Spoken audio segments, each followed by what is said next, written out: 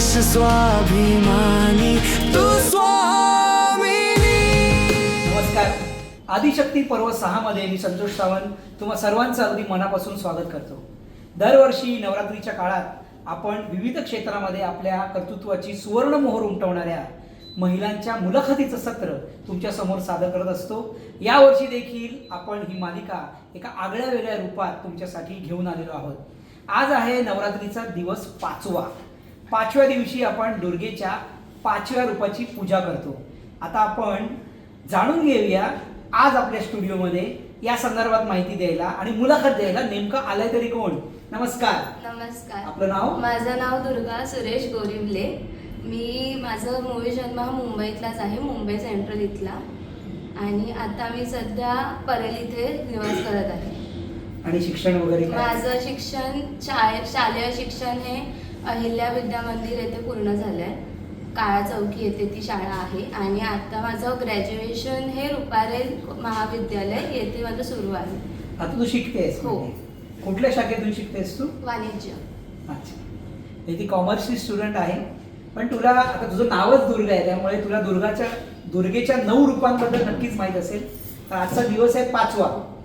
आज दुर्गेच्या नेमक्या कोणत्या रूपाची प्रार्थना किंवा पूजा केली जाते? स्कंदमाता. स्कंदमाता ही ओळखली अशी जाते कारण कार्तिकेय स्वामी हे स्कंद म्हणून ओळखले जातात आणि त्यांची माता म्हणून स्कंदमाता ही ओळखली जाते. स्कंदमाता ही कमळावरती विराजमान आहे. तिच्या हातात 2 कमळं असून तिच्या मांडीवरती कार्तिकेय स्वामी म्हणजे स्कंद हे मांडीवरती विराजमान आहेत. त्यांची 6 जे मुख आहेत ते दिसतात आहे तिकडे. खूप छान माहिती दिली, धन्यवाद. लहानपणी आपल्या सर्वांना एक कॉमन प्रश्न जे कोणी नातेवाईक येतात ते विचारतात की मोठा झाल्यानंतर तुला काय व्हायचंय. तर तुला जेव्हा असा प्रश्न विचारला जायचा की मोठेपणी तू काय होणार, तेव्हा तू काय उत्तर द्यायची? माझं असं फिक्स नव्हतं, पण मला डान्सची खूप आवड होती. मी वयाच्या 10व्या वर्षी मी कथ्थक डान्स जॉईन केलेला, पण मी थांबवला, परत सुरू केलेला आणि आता पूर्णच थांबवला. अच्छा, म्हणजे तुला कथ्थक नृत्याची आवड होती? हो. म्हणजे तुला नृत्यांगना व्हायचं होतं, म्हणजे त्या क्षेत्रामध्ये काहीतरी त्या करायचं क्षेत्रात जायचं होतं. आणि आता आम्हाला असं कळलंय की तू स्पर्धा परीक्षेची तयारी करतेस. मला IAS ऑफिसर बनायचंय. मग हा जो काही बदल आहे तो नेमका कसा झाला?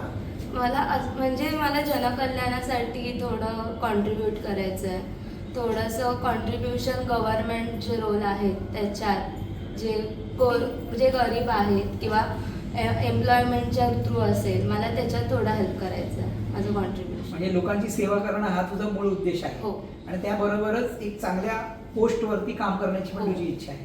आणि अजून तुझं ग्रॅज्युएशन पूर्ण झालेलं नाही, त्याच्या आधीच तू प्रयत्न करायला सुरुवात केली.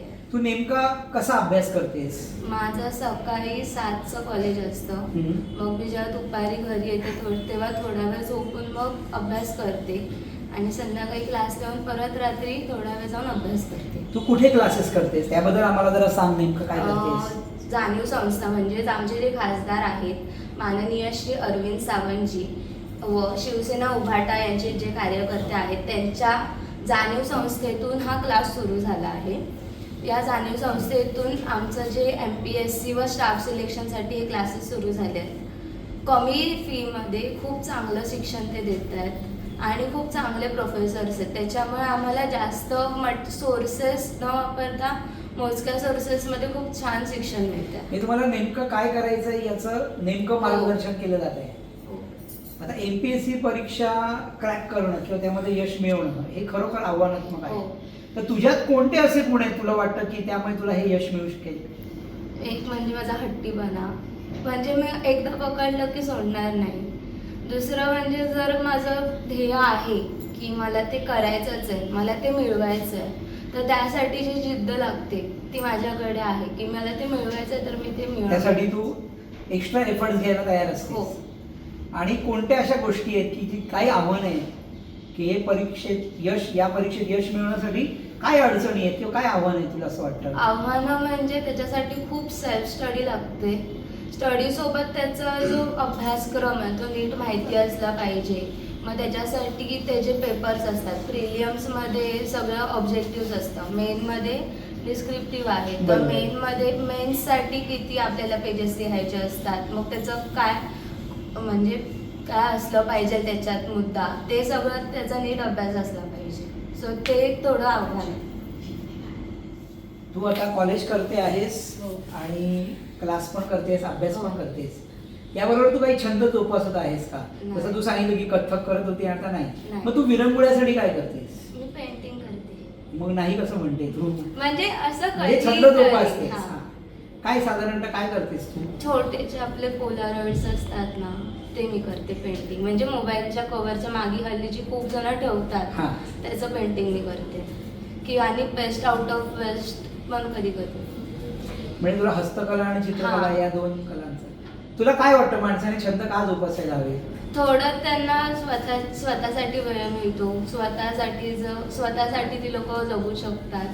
त्यांचा जो दररोजचा तणाव आहे त्याच्यातून पण ती लोक थोडंसं रिलॅक्स होऊ शकतात. नाही, ती लोक होऊ शकतात, पण तू हो, होतेस ना. मी होते. आणि तू अधिकारी झाल्यानंतर तुला नेमकं काय तुझ्या डोक्यात आहे? काय करायचं तू लोकांसाठी? मला लोकांसाठी करायचं आहे मान्य, पण तुला काय करायचं आहे? आता बघायला गेलं तर एम्प्लॉयमेंट खूप कमी आहे. कॉन्ट्रॅक्ट बेसिसवरती. मग तिकडे काहीतरी म्हणजे असं काहीतरी इनिशिएटिव्ह शोधून त्याच्यात इन्व्हेस्ट करून थोडंसं असं एम्प्लॉयमेंट जनरेट करणं. हे नोकरी व्यवसायाच्या संधी हा. वाढाव्यात लोकांसाठी. परत आता जे म्हणजे आत्ताच आमच्या इकडचा करायचा ब्रिज हा बंद झालाय. त्याच्यामुळे खूप अडचण होते बरोबर. जाता येता. मग त्याच्यासाठी ही पर्यायी मार्ग म्हणजे ते बंद होण्याच्या अगोदर कुठचा पर्यायी मार्ग व्यवस्था. हा. केला पाहिजे, हे असं माझं थोडं डोक्यात आहे. हा. म्हणजे सध्या जे होत नाहीये ते किंवा जे सगळं- आणखी हा. छान होऊ शकतं ते सगळं करण्याकडे तुझा भर हो. असणार आहे. म्हणजे आयुष्य सुंदर आहे असं सगळेच म्हणतात. आयुष्य सुंदर आहेच, पण ते आणखीन अप्रतिम कसं करता येईल त्याच्याकडे दुर्गाचं लक्ष आहे. आणि तिच्या नावातच म्हणजे ती दुर्गा असल्यामुळे ती तिचं ध्येय नक्की साध्य करणार. तिला तिच्या भावी आयुष्यामध्ये यश मिळावं या माझ्याकडून आणि तुमच्याकडून, आपल्या दोघांकडून तिला खूप खूप शुभेच्छा. Thank you. तू इथे आलीस, आमच्याबरोबर छान गप्पा मारल्यास त्याबद्दल मनापासून आभार. धन्यवाद.